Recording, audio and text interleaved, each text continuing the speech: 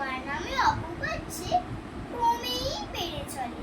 নিশ্চিত তুমি ভালোবাসো, তাই কি ঘরে পরে লোভে বলে তোমার নিন্দে করে?